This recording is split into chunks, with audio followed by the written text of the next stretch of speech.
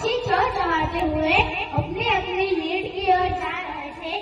गांव की कुछ स्त्रियां पानी लेने के लिए गड्ढे लेकर कुएं की ओर चल पड़ी।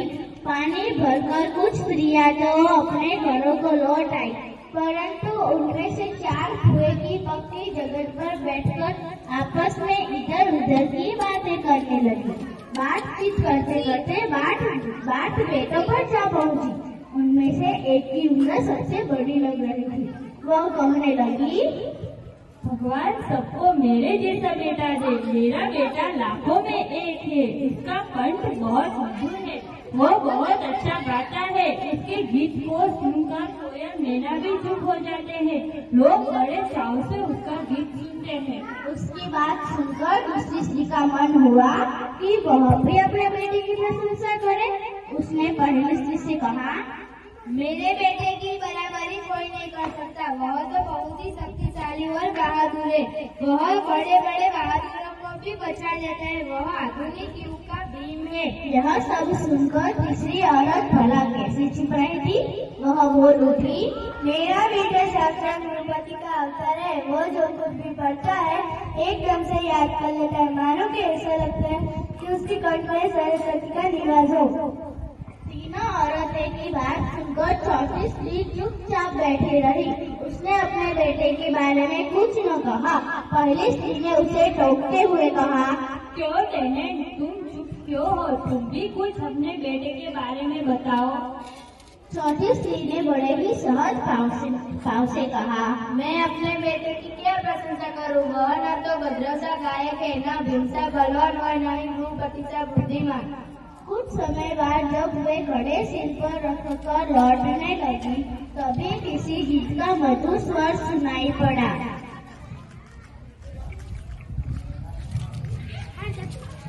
इतनी शक्ति हमें दे न दाता, मन का विश्वास कमजोर हो न।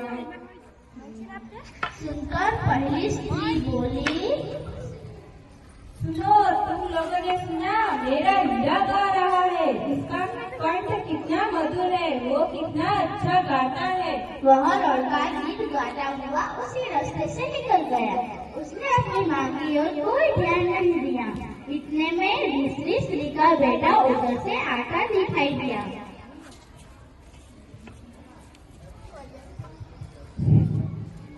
दूसरी स्त्री ने देखकर गर्व से बोली, देखो, वो मेरा लाडला बेटा आ रहा है। शक्ति और सामर्थ्य में इसकी बराबरी कौन कर सकता है? वह यह कह ही रही थी कि उसका बेटा भी और कोई ध्यान दिए बिना ही निकल गया। वे कुछ आगे बढ़ी तो एकाएक तीसरी औरत का बेटा भी उधर से संस्कृत श्लोकों का पठन करता हुआ निकला। गुरु ब्रह्मा गुरु विष्णु गुरुदेवो महेश्वरा, गुरु साक्षात् परम ब्रह्म, तस्मै श्री गुरुदेव नमः। उसके उच्चारण से ऐसा लग रहा था मानो उसके कंठ में साक्षात सरस्वती विराजमान हो। तीसरी ने गदगद स्वर में कहा, देखो, यही मेरा गोद का हीरा।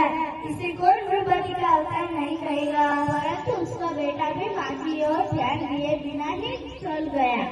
आगे वह थोड़ी दूर गया था कि चौथी स्त्री का बेटा भी उधर से अचानक निकला।